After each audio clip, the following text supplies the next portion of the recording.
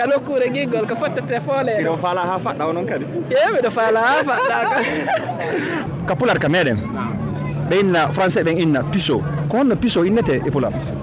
piso no lo moma MP joni école ko duɗal innete ka pular joni noon waɗi école yahay primaire collège lycée ya université ko honno université innete meɗoroma ala weeɗo ɓe wawi mijitade ka suuduma on ɗum ka gandal meɗen kala e manggo e paari ɗo meɗen iwri Italie ɗo meɗen ari ndargol so fotta musidɗal meɗen ngal 8 hihi on fulɓe Fouta ɓen iwdi laggine ndin iwdi pullo Fouta on sembinen sendoden pular ngal ɓayno pular ngal nomi wirton noon ko fina fama famina en fini en famini ɓe Italie ɓe daren kadi ɓe France ɓe paari ɗo ɓen ko ha honto ko pular ngal ko ha honto ɓe haadi e muɗum kono en salminay ɓe jonde men konngol ɓe haalnen ko no ɓe inte ko honto ɓe iwri si are noon ka guesa meɗen bandiraɓe on jarama on jarama awa haray ɗo wawi anditinde wonɓe darde ɓen ko honno innata ɗon ko honto e ka meɗen haray min ko Moussa Yero Ba mi innete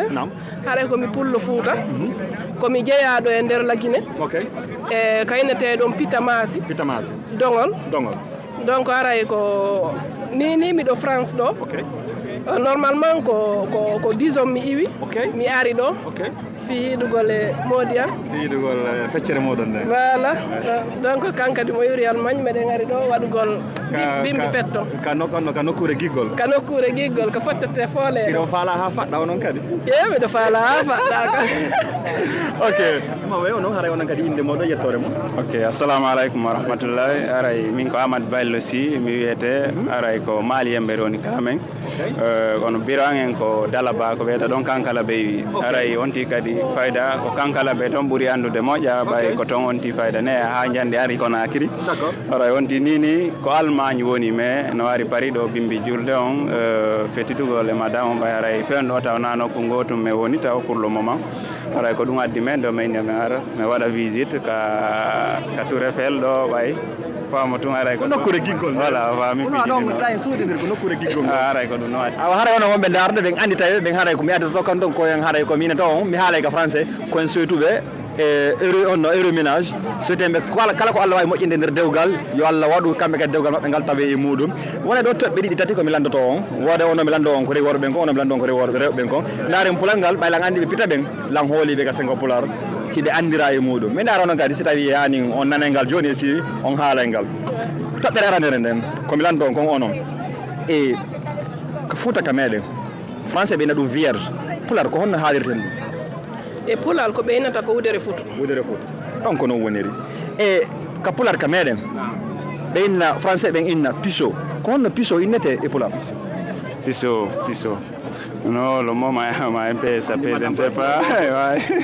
engagé no wawi ɗon andintinde en fi jendoto ɓen kadi ara no wawi ko concurrence onon ɗi ok 1-0 bisimilla e mi lando onon ka pular ka meɗen onno ka français ɓen sino fottede ɓe innayi no waɗede réunion ko honno réunion innete ka pular siɗon andi réunion ko tumbodiral woɗɗa kono no woodi ko ɓuuri fewde ɗum ɗon kono on woɗɗaki min ko noon mi andiri ɗen wadde tumbodiral nokkel kaari min ko noon mi andi sikki innugol ni wono haaldi fotti tumbodiral haaldi fotti ɓeyna peut être ok ɗo on woɗɗaki min on ɗo on fotti ɗo min o yani kore ɓeɗo ɓuuri ɓaddade kono no woodi ko ɓuuri fewde ɗum ɗon joni école ko duɗal innete ka pular joni noon waɗi école yahay primaire collège lycée ya université ko honno université innete meɗoroma ala weeɗo ɓe wawi mijitade ka suuduma on ɗum ka gandal ko ɗon meɗen mi ɗumanni quoi ka suuduma on ɗum ka gandal onon gonɗo wiiɗo madame min ka université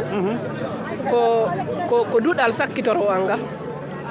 on ɗon mi fewno ɗum duuɗe mawɗe ɗe duuɗal mawgal ngal way ɗo on inni duuɗal ngal wattana on ɗon mawgal ngal woni ɗiɗi joni waɗe landal ɓe inni duuɗal ngal ɗo mbaɗa on gañi e waɗe landal sakkitoral ngal daren ɗo ɗum gasa mi tañin ɗo noon on wawa ƴettude ka pular ko honɗum sendi laɓɓingol e sellingol ko honɗum woni sellingol ko honɗum woni laɓɓingol ko tuuni laɓɓina tuuni sellingol ko barme ma ɗum goɗɗum ɗo ko ara nanon ko wiyete comme barme ni ɗumanoɗa fiyo sellu ko ɗum ɓeyte mi gasa wara on faltaki moƴƴa landal ngal andi kaka pular wonde yewtude si wano ni pay ko modon ari non baba si fanelan ko honɗum ka pular meɗen sendi ko honɗum woni sellingol ka pular e yewtere ko honɗum woni laɓɓingol ka pular e yewtere ko honno sifanto ɗon kum pay kun ɗo ayno gasa nane hari on mi gasa ɗo ngal hari ngal ɗoyi min noon mi wawa inde laɓɓingol ɗum ko jeeya ɗum e comme explique ugol ko honno hunde warri hara ko réalité hara ko goonga on nonde feƴƴiri noon ɓayna wono laɓɓingol ara o laɓɓini yewtere nde sellingol ngol kadi aray pour moi o distance seeɗa différence wayde ɗuuɗa e mon honno wiiɗo e mon honno hakkille mon nangi min nayi wono laɓɓingol ngol non ko so tawi no mallade wawi feƴƴude déjà wono ɗon fooli ɗon gagni non wono laɓɓingol ngol min mi innayyi ko ya waɗ wara no laaɓiri eyyi mais wono sellingol ngol par exemple ɗa wawi salligade hara no laaɓi mais sella mais sa ƴetti namuji ɗin a waɗiri namuji ɗi no duyra noon ça veut dire a sellini hara bonnali protocole o ɗo wayde kellande ko commentaire ji nani ɗo wawi kellande ma ɗon ko commentaire ji landa sakkitoɗon ngal mi wayno on